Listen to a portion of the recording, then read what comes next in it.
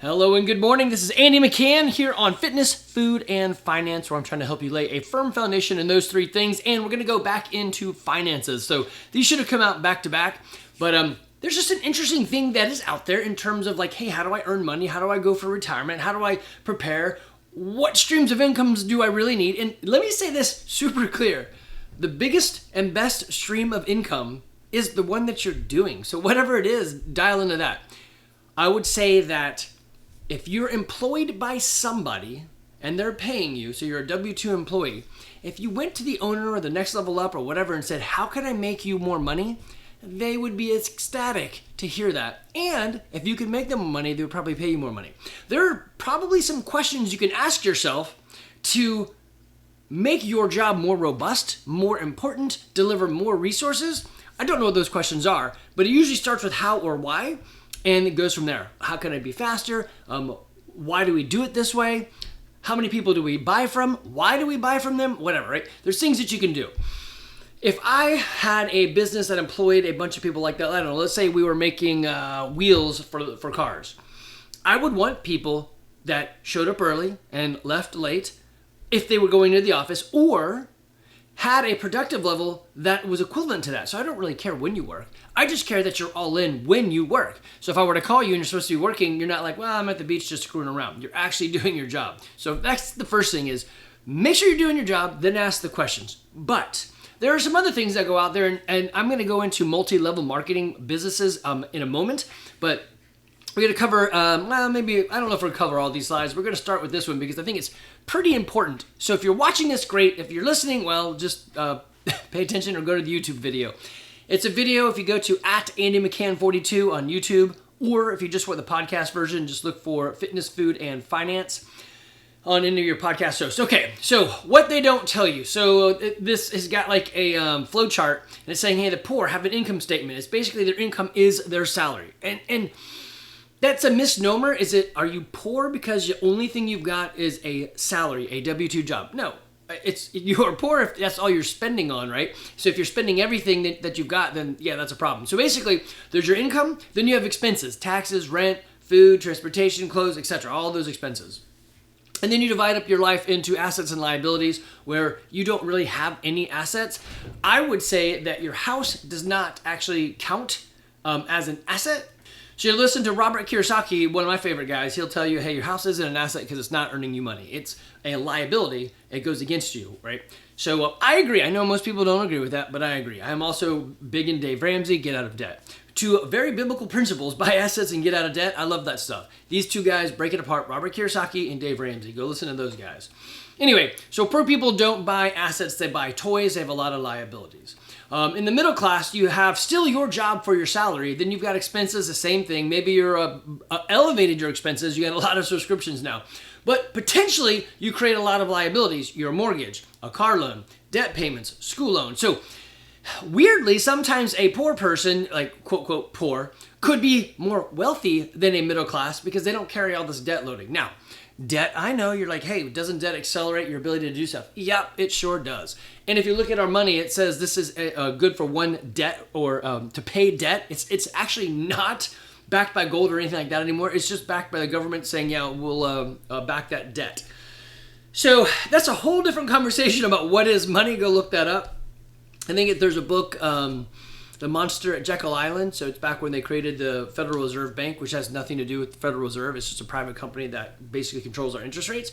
Anyway, middle class. The tendency there is to spend beyond your means, and the only means you have is this salary. So this is where we get into something different. And I'll probably pause inside of this one and cover some of these MLMs because I think it's a great way to have something else and to be able to write off expenses for something else. So in this case, you're like, hey, maybe I'm running the edge line of income and expenses, and I need to save some money. So this is where the MLMs and those sort of things would come in. But first, a rich income statement. So the rich folks are going to have probably a salary, right? So that's okay, it's coming in. There's rental income, a dividend, royalties, just all sorts of things that are coming into them that aren't necessarily directed from the specific job they do. Now, on this sheet, they actually don't have salary. I think that's kind of dumb. You should still have some sort of salary. You should do something, right?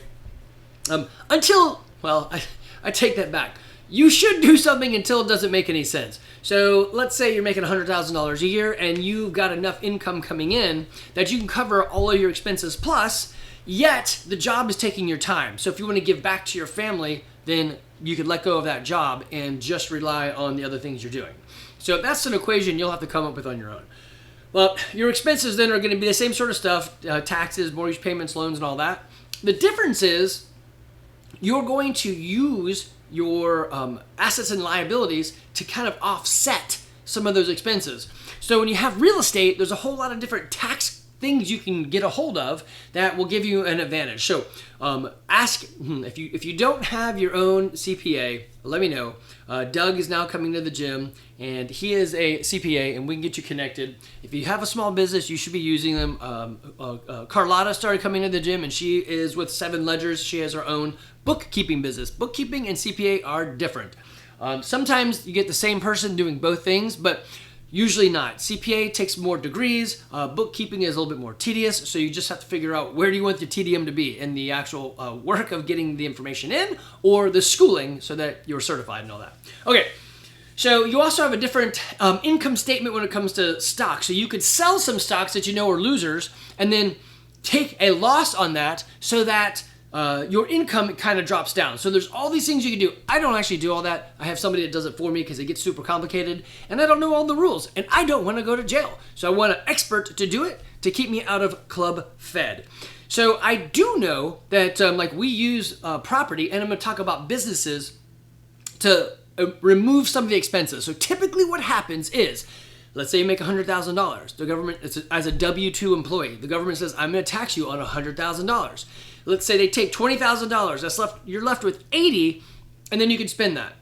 Do whatever you want. Now, conversely, if you were a 1099 employee, they would say, hey, you made $100,000, and then you get to expense anything and everything that's semi-related to the work you do. I mean, you can't cheat on that. You'll go to jail for that. But you know what I'm saying. So like if you bought a cell phone or a computer, you could totally put that in there and it'll erase those. Yes, we should have talked about that last week. Anyway, so you want to have these expenses, and I don't think at that time I went through the MLMs. I think I said I would cover them this time. So that's what we're going to do. And I know I've talked about this before because it's such a dang good idea.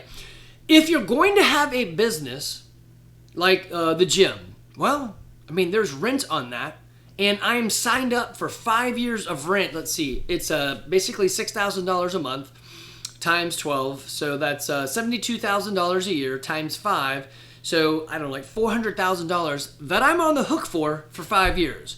So I take that huge risk and I break that up down into you guys. So say, hey, your slice of the pie is $200. I should earn some money out of this because I'm taking a huge risk creating the environment. Yeah, I do it kind of incorrect. I don't pay myself. I should. But the gym doesn't make that much money because the rent doubled and we just haven't really figured out a great way to get through that. I'm still looking to buy a building. I think that would fix it. But anyway, that's where we're at. So would I say go for a gym style business? Probably not. One, there's a lot of exposure. So anybody could hurt themselves and then say, hey, we're coming after you. That's why we have insurance. And we tell you don't do stupid stuff. But still people do stupid things. There's also the note that I have to cover, and then all the other gear and so forth. And then there's just planning it out and all that, like who's coaching what and all that. It's rewarding, but it's not the easiest one to do. Again, going to easy, I would say have something, and that something I think could be a multi-level market kind of setup. So if you're like me, if you're 50, then you'll probably remember this one. There was one called Mary Kay that your mother probably did. It's still around, and they have claims of making a ton of millionaires. Is it true? Honestly, I have no idea. I don't know anything about these companies really, except for I've seen them with my eyes operate. So what do you need to have to be part of Mary Kay? You just sign up under somebody. They'll give you some information. They kind of instruct you. So it's a loose network of sales folks that bring you up, hopefully, for products you should already use. So that would be my big thing is don't just do Mary Kay. Like I should not do Mary Kay. I'm not female and I don't wear makeup. So it's just a bad fit for me. There would be not very much trust there, right? So do a thing that makes sense to you. And I'm sure there's, I feel like there's probably a multi-level marketing option out there for nearly everything. I did ask ChatGPT, give me a rundown of a few of them. So the things that it came up with were Amway, which I didn't pull that one up. That's been around the longest. I think they do like soap and things like that. And Herbalife, which I have never even heard of, is dietary supplements, protein shakes and stuff. New Skin I have heard of, but I haven't done anything with them. It's skincare. And then Tynes Group, also called Tynesha or something. It's again dietary supplements. And then QNet. It's watches, health products.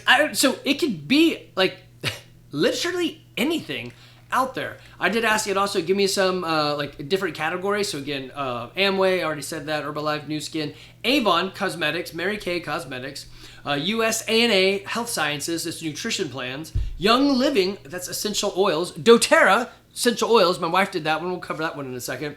Vorwex, that's that's the vacuum one. I think we did do that. Well, we didn't do it. We own one of the water-based vacuum cleaners or something, and it's freaking awesome. We don't use it as much now, but dude, that thing sucks up so much stuff. It makes you feel disgusted in your own house.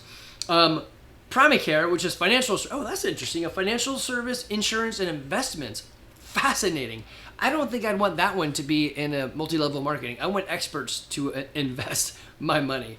I asked it for a couple more. I don't even know what these are. There's so many out there. Like, hey, I'm into nail polish. There's one called Color Street. It's nail polish, cosmetics, and so forth. Greenway Global, home care, beauty, right? So you get the idea. It's usually products that you use and consume, and you would be buying them anyway. So the big part is, do I enjoy them? Actually, you know what? Let me do a thing. Like, is there an multi-level marketing for rock climbing? Let's see. See if ChatGPT can pull one of those up. I would say no, but I mean, it seems like, it seems like there might be. Let me read this real quick. Okay, it was actually saying, no, there isn't. It's probably too niche. And that's it. So you want something that everybody would buy. Okay, so back into Mary Kay. Are you interested in that stuff? Do you use cosmetics? Could you try them out? Does it have to be Mary Kay? No, there's tons of them out there. Try these things and then just start selling them. And here's why you would sell it. If you're going to buy them anyway, then rep them a little bit and see how it goes for you. Then you have a business that you can expense things off of. So now it's opened you up to the Limited Liability Corporation, the things you can do inside of those businesses that you can't do unless you have one. So rich people have LLCs. They use the LLC to buy things that they need for the business that maybe I can also use for home. So in this case, I'm using the skincare products anyway, right? You know what? That's interesting. We could turn the gym into an MLM. How would that work? So I like the gym. I pay for the gym, but I guess it would be a referral program, right? I bring somebody in and then I make money off of their tuition or their membership. So yeah, I guess that's a referral program. So what's the difference between an MLM and a referral program? I'll have to look that up. Okay, another one that you could try that we have used in the past is Pampered Chef. I think my wife actually belongs to a lot of these as a consumer. So typically the line is sort of like vague. Are you a consumer or are you part of their business? I think there's some sort of discounts you can get if you're part of the business, even though you don't actually have to do the business, right? You just be like, I'm signed up. So we use Pampered Chef products. It's usually like cookware. It's, I guess we initially started doing it when we wanted baking pots and pans and things like that. So, man, what do you even call that? It's they call it a stone. So like I used to make a lot of cookies. I'd make cookies on this stone. So instead of having a metal pan, it was basically a stone pizza dish, and I'd make the cookies on top of that, and everyone was like, these cookies are delicious. Well, one, we made them from the bread bakers, like whole food, whole grains, all that stuff. But two, I think it was the stone. It just cooked them differently and better. Anyway, so Pampered Chef, if you cook and you're like, I use different products, I want to try different things, then try this, right? Why not? You already use the stuff, and I can then sell it on to other people. Again, it gives you the opportunity. This one would be perfect if you love to eat, because then you can expense a lot of the food. Like, hey, I'm going to practice testing this out. Ask your CPA, or if you don't have one, again, let me know. I'll get you one. But ask him what you can actually expense. I don't really know all the rules. I just know that I track a lot of things for my businesses, and I pass them back to the CPA. It's not a question of if I can expense it. The better question is to ask your CPA, how can I expense this? So, for example, can I expense a gun for the garage? Probably the answer is no. Now, if I asked him, how could I expense a gun from the garage? That's a different question. And now they're like, okay, so the easy answer is no, you can't.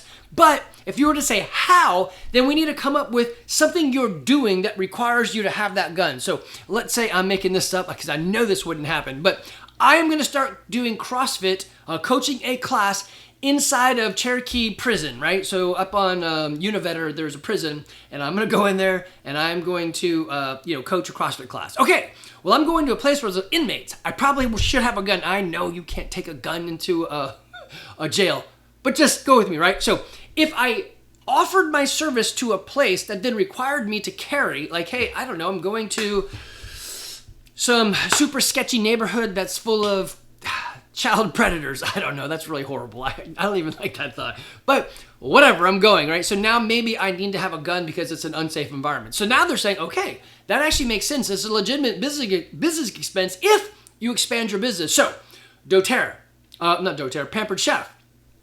Do you eat? I mean, yes, we eat. Everybody eats. You can then expense like, hey, I would like to go, I don't know, we just bought a half a cow, put it in a refrigerator. Could I expense it through doTERRA? Actually, you know what I could do is say I'm making material. So this stuff, everyone should also have a podcast or a YouTube channel. YouTube channel would be free. So podcast, there's a little bit of cost to it. Anyway, and you could say, hey, I just bought a cow. This is how it works. And this is some of the food I'm cooking. Here are the steaks I'm making. Here are the refrigerator I had, or the freezer I had to purchase to keep it. So I could expense all those things. I don't. I should, but I don't. I know you're saying, wait, Andy, you just said you should do those things. Yes. Many times I just forget. So what I would recommend is having a totally different credit card. That's not a credit card, it's a Post-it. Then we pull up the credit card. But you should have a totally different credit card so you remember to do those things. So I do have a refrigerator that I legitimately bought to put a half cow in a couple years back. And we will routinely buy half a cow, stick it in there. It's like, I don't know, like $1,900 for all the meat, something like that. Maybe, I don't know what it is, something like that. And then I could make videos off of that because my shtick is healthy living. And this is one way. I have chickens, I have that. It's healthy living. I expense sometimes the food that I get for the birds because not every time am I doing it as a business. Sometimes I'm just doing it because, hey, I should have some food out there. So I try to make it relatively, I err on the side of too legit to quit. So if there's any hint or question from me, I'm like, never mind. I don't want to go to Club Fed. Now, nobody really is ever going to check those things. So it's up to you and your CPA to figure out, hey, what's the rule of it? I think it's something like, as long as it's like 50% used for the business, then that qualifies. It's something like that. I don't actually know. You should go look that up. But anyway, Pampered Chef. Do you eat? You can get in Pampered Chef. Not only get some interesting stoneware for your cooking, but also then expense some of these things or invite people over for a tasting and you can feed people, have a party based on that, right? I know there's something called the Augusta Clause where I could rent out my own house to do a party. Yeah, we usually do, instead of a Christmas party, we usually do a summer party. And I don't expense any of that. I just buy all the stuff and put it in there. I know you're like, well, Andy, why don't you? Again, I'm just a little nervous on the side of, does it matter? I got other things going on. I'd rather not save $10 to then end up getting thrown in jail. So talk to your CPA. I do have conversations with them a lot and they're usually like, hey, did you invite anybody that wasn't from the gym? I'm like, yes. They're like, so look, now it becomes a home event. If you limited it only to the gym, so I'm like, yeah, I do want to have other people come. So my kids would come, right? And they're not actually in the gym. So it can be like a wishy-washy. All right, let's go into another one. There's another company that my wife had used. Actually, she's still involved in it. It's called doTERRA. And it is essential oils, which I'd never even heard of this. And I'm going to tell you right now, she got into it because we were looking for other health options that didn't revolve around going to the doctor. As you guys probably already know, I haven't gone to the doctor. Well, I do go now because I turned 50 and I'm curious about various things, especially now that I'm doing carnivore and, I've turned 50 and just going through all that stuff. As you turn 50, you enter the drop dead years. My friends are turning up with stuff and I'm like, hey, let's just make sure. Turns out I'm doing pretty good. So anyway, one of the things she had gotten into was this doTERRA essential oils. Probably the most interesting thing two things I could tell you is, maybe three things. She makes this thing we call owie spray that we'll spray on any boo-boos, but it also works for if you get a sunburn. So we'll spray it on us and the sunburn and all the owies, whatever, go away super quick. Is it doing what it's supposed to do? I mean, I think so. the claim is it can like heal some stuff. I do a thing. I'm like, look at my skin. Now, I am not a doctor. I am just a dad who's trying to not, medicate his kids on stuff. So we would use this. I also, the other big one was oregano oil. Apparently viruses don't live around oregano. I go look it up. And so if you had a scratch or you have a cold sore or something, you could put oregano on it and it would eat the viruses away, or at least it does something, and it would let the health come out rather than the virus come out.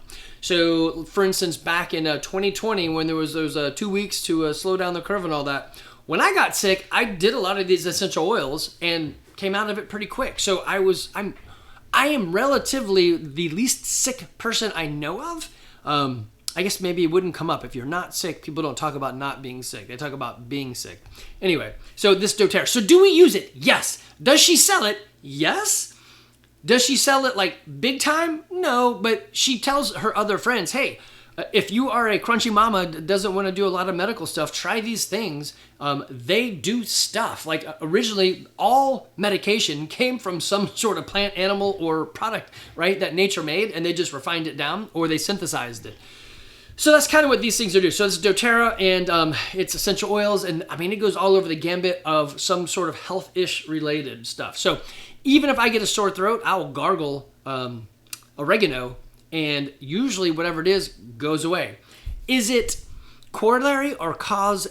Is it, just because I did it and it sort of happened? Is it just along the path, or causation? Did the oregano do the thing that they say it'll do? I feel like it's cause. I did it. I feel better. My throat wasn't scratchy, all that stuff. The other thing my wife makes is this thing called Mug of Nasty.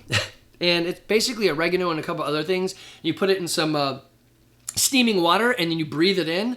And that usually makes most of the things we get go away. So I'm usually, if I feel it coming on, I'll just drop some in a thermos and then breathe it in, and I'm usually pretty good. So should you do this as a business? I don't know. I'm just saying if you're into it, then it's a thing you could try. Now you can expense a lot of stuff. Like I have this laptop, right? I don't have a laptop, but I could expense the laptop off for doing this. I could expense my phone bill for doing this. I could expense a lot of stuff. So now you're taking the money that I'm earning and expensing out of it so that it doesn't hit you on your W-2 or your 1099 or the other forms of income, right? So you can expense those out.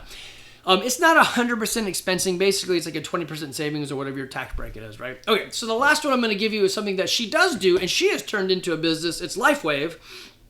Their big premier product is something called X39. Again, she is crunchy mama. She wants non-medical intervention. She does a lot of things to have our kids be healthy without getting poked, prodded, and going in. We don't even have a pediatrician. Our pediatrician fired us because we don't give the kids shots, and they're like, hey, we need so many percentage of our kids to be fully shotted so that we get some money. So are you ever going to get shots and get cut up? And we're like, no. So they fired us. That was they were very nice about it, but it was Nurse Debbie was our primary person that we would see, but yeah, she couldn't take us anymore because we wouldn't do it. Originally, we got fired from what was the guy's name? Dr. Roy he was down in Roswell, and I didn't realize there was such a big thing about shots. And Olivia had a weird reaction, and I asked the question. He's like, "You guys can just leave." I'm like, "What the hell has just happened?" So super weird. Ever since then, I'm like, "What? Screw you. We'll figure another way out."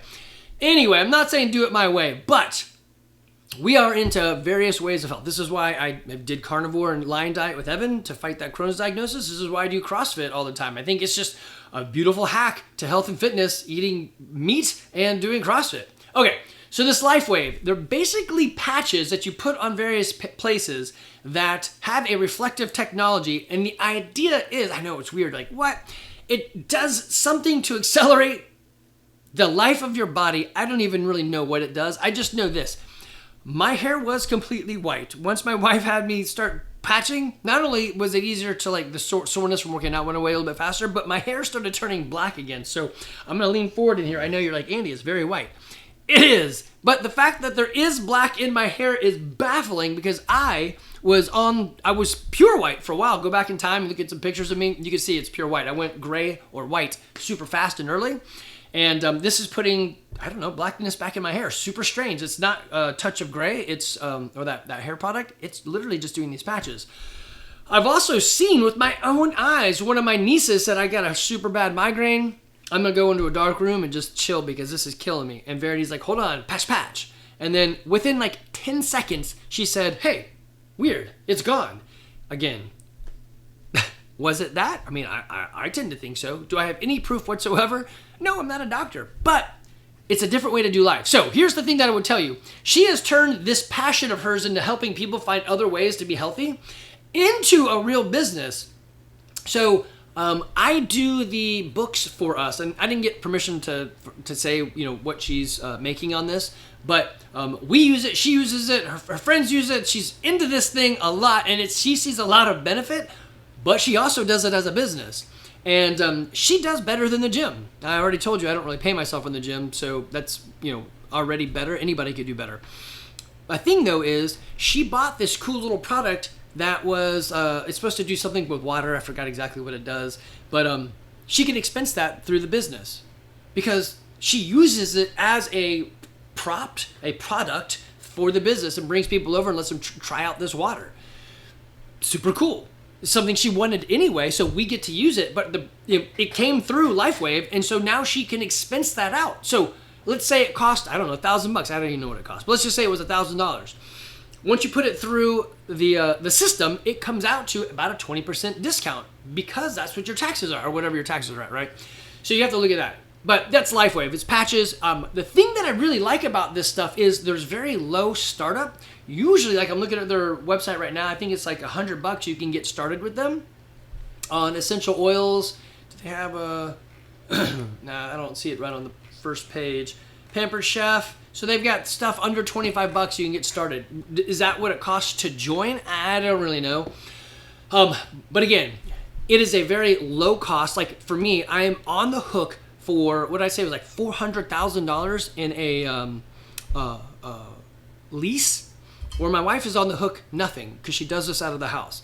Matter of fact, because she does it out of the house, she can expense part of her office. I forgot there's a new way you do your office. You just actually claim the credit. You don't have to do the square foot and all that. But then she can expense a lot of different things that go into the house because that's where her office is, right? So now you're seeing what I'm saying is it's a low cost entry to a thing that you enjoy, whatever it is. Get into ChatGPT or Google or whatever and say, I don't even know.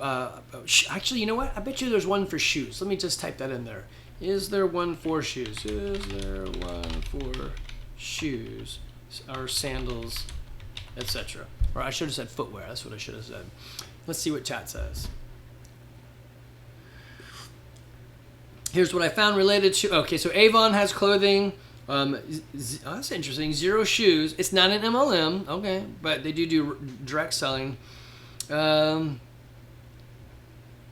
Not a shoe company. Yeah, so it's saying it's not really a shoe company, but there's people that do clothing. So in their clothing might also be some shoes. Actually, I'm curious now. What is the big one? So it's Avon and Amway. Let me look those up real quick. Okay, Amway didn't have one, but I got one for Avon and women's shoes. So apparently Avon has a thing.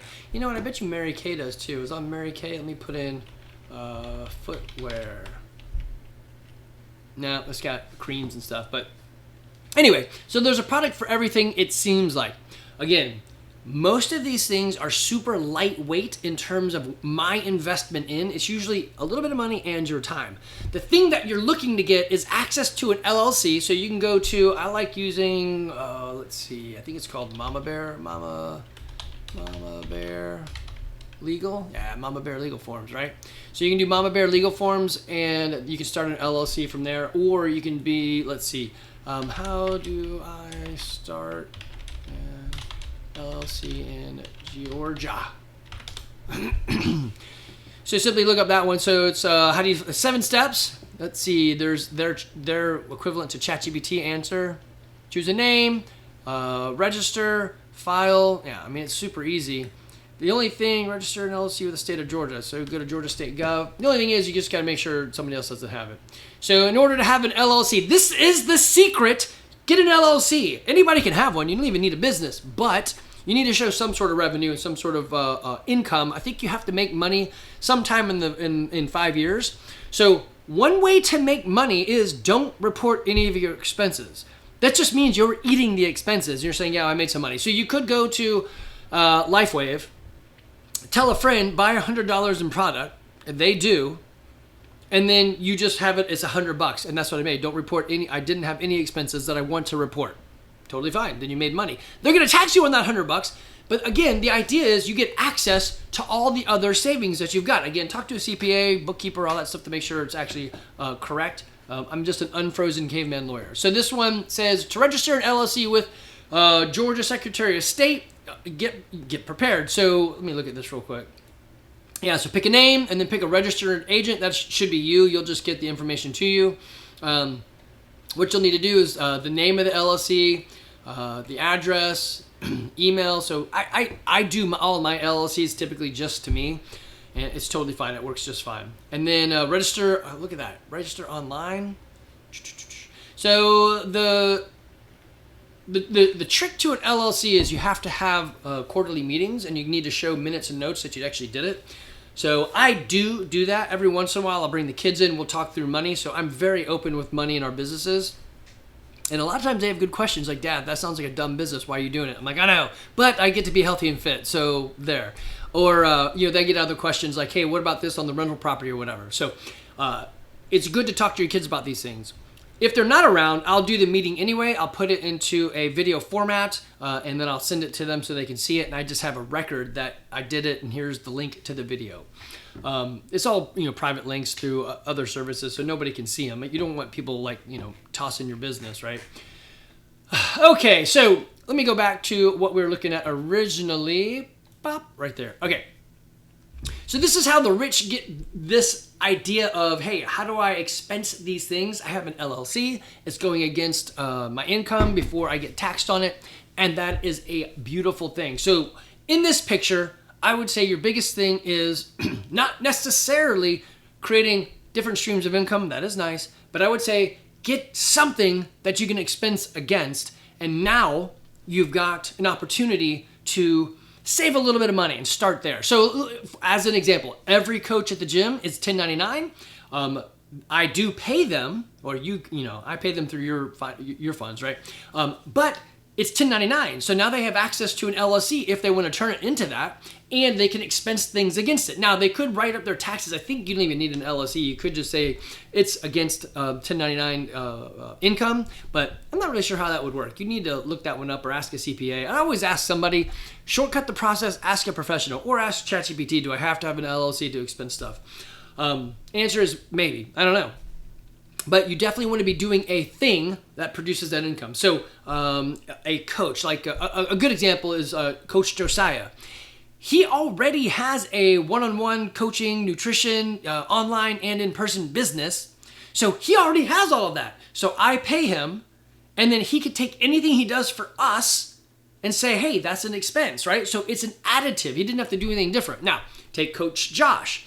He's a full-time employed in some business that he just got promoted and he's doing cool stuff, and he enjoys coaching. So for him, it's just fun.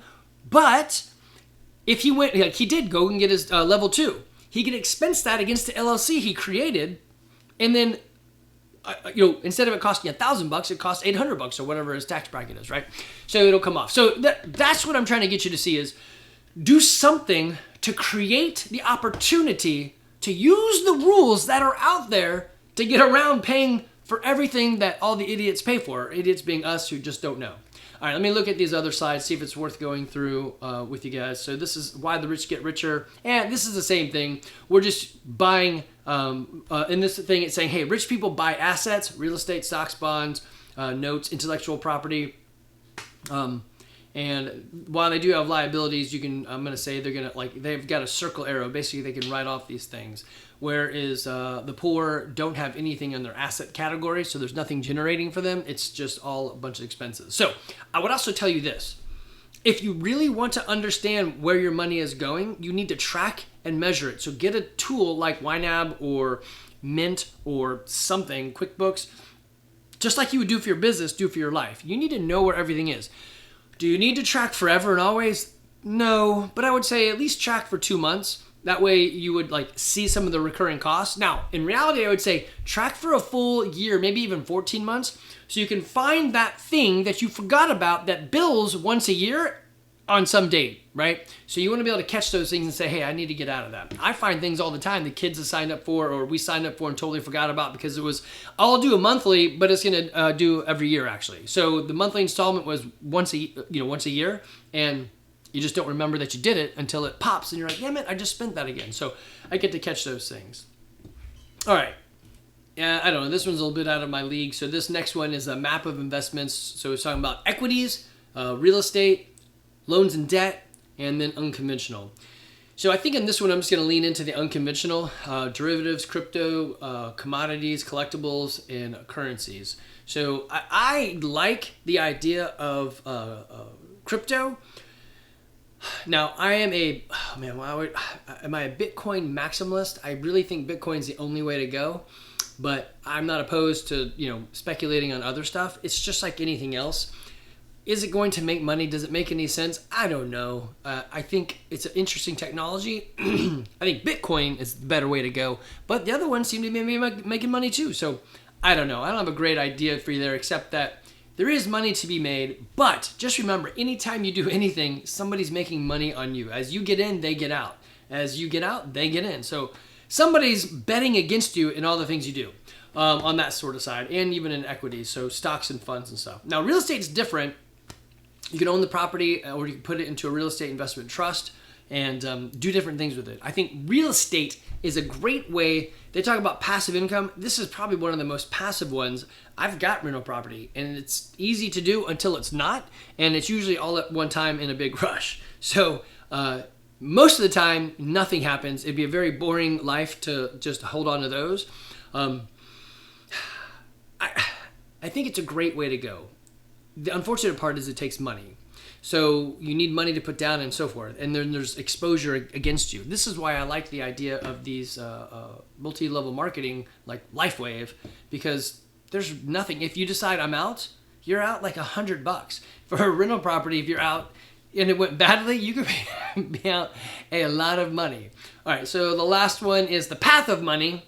Oh yeah, this is a good one. So human capital, you work for money, W-2, or even 1099. Capital assets, your money works for you. So this is the different K1s that would come in, things that you've got that maybe would be happening whether you did it or not. So even these Mary Kay and LifeWave and all that, it's still you working for money. But on the other side of it, like, hey, I get some discounts. So that's not the money working for you, that's the legal system working for you. So anyway, you got this capital and you got assets coming in, human capital, capital assets, creating a cash flow. You can spend it, donate it, hold it, or invest it. What are you going to do with that? If you invest it, are you lending it or are you doing something to own? So a passive investment, lend like money market CDs, bonds, T-bills, own it, stock, a real estate investment trust, mutual funds, or active. I can lend, I can do some owner financing. I've never really gotten to that, but I've heard some good things there. And, again, private lending, and then active owned would be like real estate or business. So pretty much everything I do personally is active owned. Is it the best way to do it? No, I don't know. I would probably, had I to do over, I would have started when I was just getting out of college, picked, like Amway or LifeWave or something, and said, let me start here with a product that makes sense to me and build up over time. The other cool thing about those things is you can pass them on to your kids. Okay, the last thing I had up is salary negotiations. I'm not going to go through that. Don't be a dick. You only can make money when you're making money from your company. So if you're going to go in and talk to somebody, know what your actual worth is and know how much money you're generating from the company. But on the other side of it, a bunch of my friends are 50 and they're like, I just need to hold on for 10 more years. I'm like, what do you mean hold on? They're like, well, I get paid a lot. And so if they're looking to cut costs, it's easy to cut me and they cut a big cost. But they're really good at what they do, so they have to weigh that. So I would say more than negotiating for salary is negotiate your expenses. What are you spending on and what don't you need to be spending on? I know, but you could be thinking like, hey, Andy, wait. If you're saying cutting expenses, I go to your gym. I'm paying $175 a month plus whatever my credit card fee is. Shouldn't I cut that? I mean, sure, if you want to. I do care. I want you guys to be healthy and fit. I don't care if you go to the gym. We sell coaching and community, and the environment that you're in there at the gym, do you have to have that? No. But what's the trade-off? Most of the time, most of the people, when they build out their own home gym, mostly don't use it. Most of the people get old and fat and they don't continue. Doing something where you're putting your money where your mouth is and going and doing it, the health benefits are freaking awesome. I don't have any drug expenses. I don't have any insurance expenses. I don't have any, oops, I broke it expenses. I am doing pretty damn good, and all I do is show up 3 to 4 times a week and do CrossFit. That's it. It's pretty easy for the last 20 years. Just show up and do it. So anybody can do that. So should you cut out everything? You got to weigh the costs. What does it mean to you? I don't know. But again, going back to this, I would say do something. Mary Kay, Pampered Chef, doTERRA, their essential oils. There's another one that does essential oils. I don't know the name of it. Maybe it's that Young Living. LifeWave, Verity does this. If you want to know what she's doing there, just let me know. I'll put you in contact with her and she can explain it. Find a thing that makes sense to you and then join that. So it's not like, I'm now selling wells. I don't know. Who wants to sell wells? You want something that you believe in and that you've used and that actually has a use to you. And, oh, by the way, I'm getting something out of it as well. And you may think to yourself, wait, multi-level marketing, aren't those bad? Every single thing in life is multi-level marketing. It just depends on where and how fair it is. These are the most fair you can get. I sold for TTC. My quota was like $5 million. And from that 5 million, I made like 5% or something. I don't know, something super small, right? Where did the other money go? Well, it goes to everybody else in the business. So it's a multi-level, right? There's a president, then there's some CEOs or the C groups, and then there's managers, and then there's salespeople, engineers, service, marketing, all that stuff, right? How does the marketing guy make money? Well, I sold a product and that money gets split up. It's a multi-level marketing scheme, right? We're all selling this stuff, and that marketing guy is the marketer. The engineer maybe not marketing, but he might pick up the phone and now he's marketing, right? So all of it's the same damn thing. It's I don't know. It's at least it's not a Ponzi scheme. A Ponzi scheme, it was from that guy, right? When's his last name? Ponzi or something? Anyway, it's where people buy in, and the only thing that's pushing the envelope forward is that other people buy in. That's actually what Social Security is. They don't invest it well and they borrow from it and they're messing it all up. But we all pay in hoping that people behind us pay in and there's more of them so we can all take out something. That's a Ponzi scheme, Social Security. That's exactly what it is. But, the government, well, I think Trump had some sort of thing being passed where they were going to actually invest for people born between these years, and they're going to see how it goes. Who knows? All right, guys, that's my 2 cents for you. Do what you can to find ways to reduce expenses and simply by elimination or joining some sort of thing at a low cost that you can expense into that makes a lot of sense because you already enjoy it, right? All right, that's my financial tips. It's not hard, but it ain't easy. You got to do something. Y'all take care.